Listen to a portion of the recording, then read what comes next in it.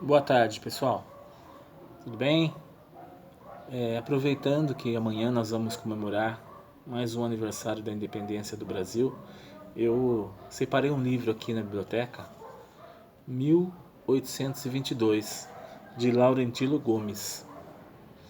Esse livro ele vai falar sobre todo o processo da independência que ocorreu no Brasil em 1822.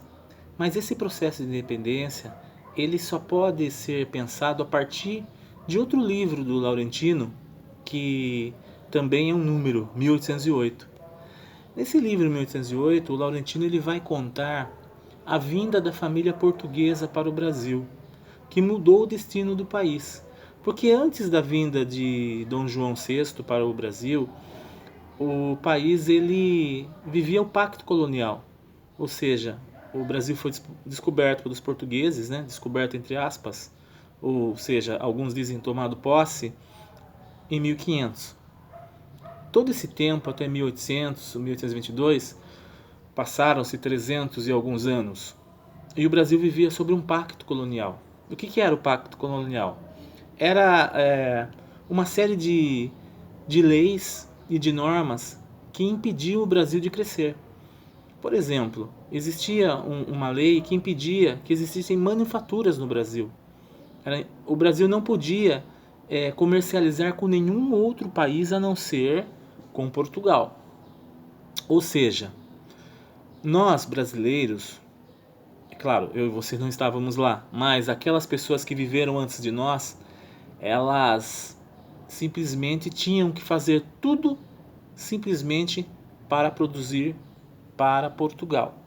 É claro que existia uma certa economia ali que fugia um pouco desse esquema. Existem historiadores modernos que têm feito uma releitura da história do Brasil e realmente percebido que existia uma economia também que fugia um pouco disso, mas no geral nós estávamos bastante amarrados a esse pacto colonial. E quando Dom João VI vem de Portugal, ele sai de Portugal com toda a família, 15 mil pessoas, além de toda a família, alguns nobres que acompanhavam o, o soberano.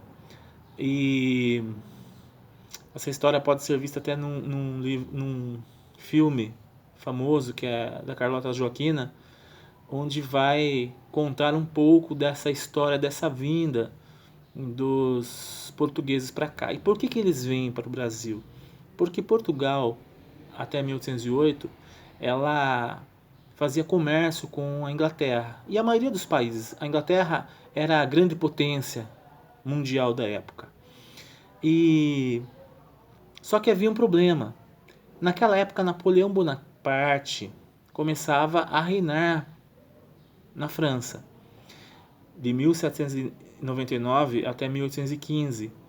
Napoleão dominou toda aquela parte ali da Europa porque ele tinha uma política bastante agressiva. Ele queria industrializar a França, que até há pouco tempo antes da Revolução Francesa era feudal, e nessa tentativa de industrialização ele queria se opor à inimiga Inglaterra.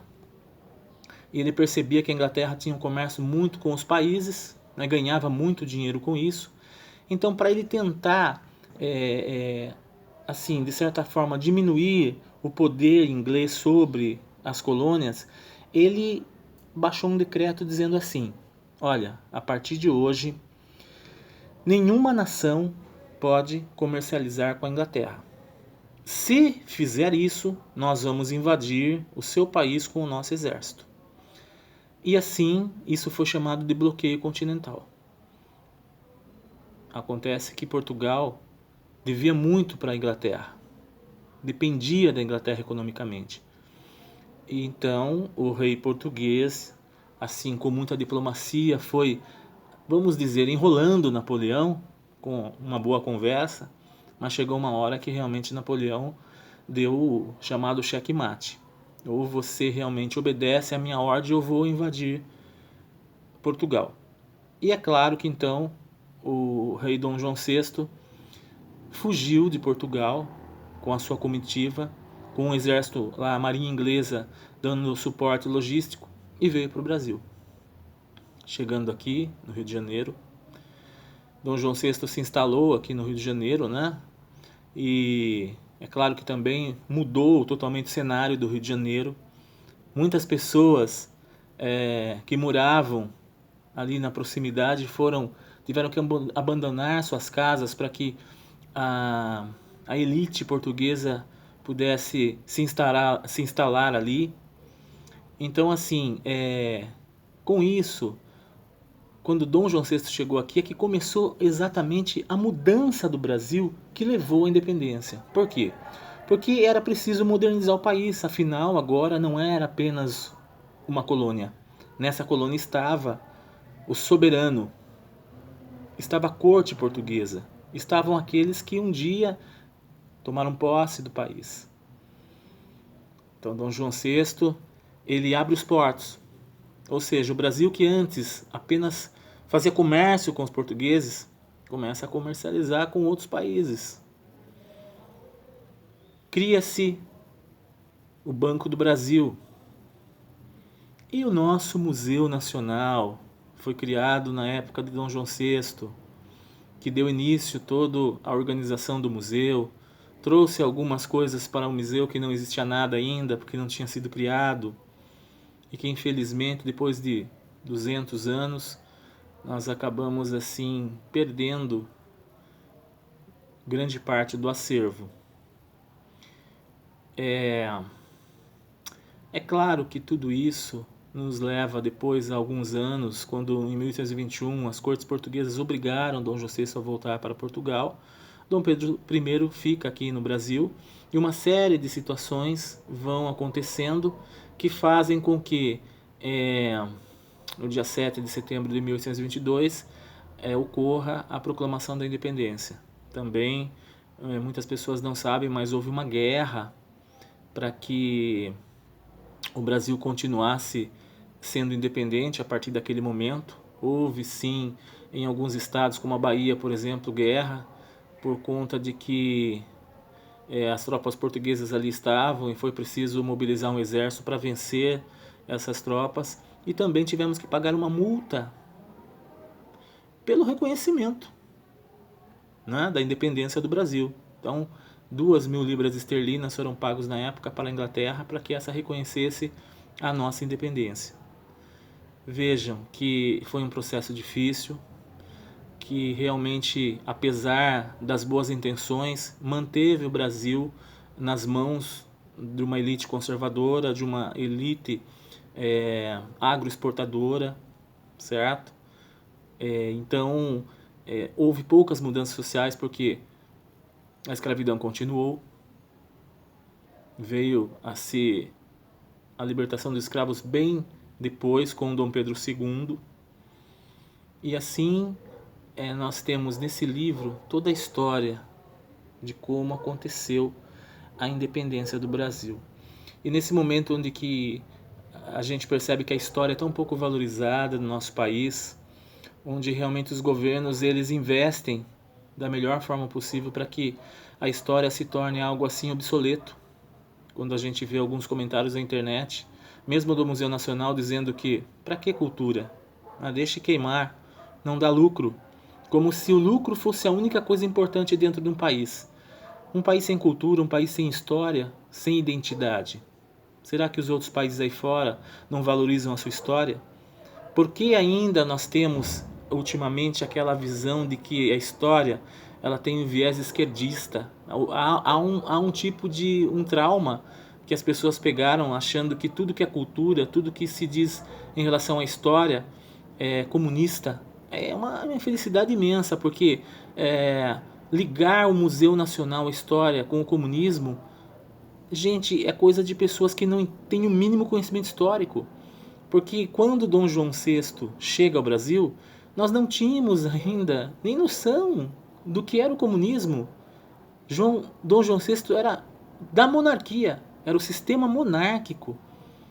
Nós não tínhamos nem imaginado ainda que existiria depois, lá em 1917, a Revolução Russa, com a ideia de Marx, né, depois de muito tempo, com o socialismo científico, e depois de todos os erros que cometeram em relação a isso. Não nos cabe aqui uma questão ideológica, mas de lembrar que a história ela não está simplesmente atrelada a um tipo de pensamento ideológico. A história é a história do mundo, é a história das nações, e ela não tem apenas um viés esquerdista. Nós temos historiadores que têm um outro tipo de pensamento e que também dão valor à história da mesma forma. A história não está atrelada a uma ideologia. A história é uma ciência que ela cuida do tempo, dos tempos, das coisas que acontecem no tempo. E como é importante, através da história, quando eu compreendo a história, quando essa história me mostra onde eu errei, os passos que eu não devo tomar, as nações, o que elas erraram, o que elas podem melhorar. A história é muito importante. Infelizmente, as pessoas acabam indo pelo discurso de pessoas que veem apenas o modelo do lucro como a única saída para o país e para o mundo. E nós sabemos que não é. Nós sabemos que existem outros valores, nós sabemos que existe a arte, que existe a cultura, que existe o saber, o conhecimento, e que isso é tão importante quanto o dinheiro. Olha, esse livro é muito legal. 1808 também, do Laurentino Gomes, é muito bom. É claro que é um livro diferente, que talvez você não esteja acostumado a ler, porque envolve acontecimentos históricos que muitas vezes estão tão distantes da gente que parece não nos interessar. Mas eu te digo uma coisa, se nós queremos realmente ser cidadãos e fazer um novo Brasil, nós precisamos conhecer a nossa história. Aproveite, tire muitas vezes esse preconceito que você possa ter contra esse tipo de livro. E se você quiser, tem até na internet, em PDF, 1808, 1822, de Laurentino Gomes. Boa leitura e que nós possamos aprender um pouco mais do nosso país para que esse país também possa ser melhor. Boa tarde.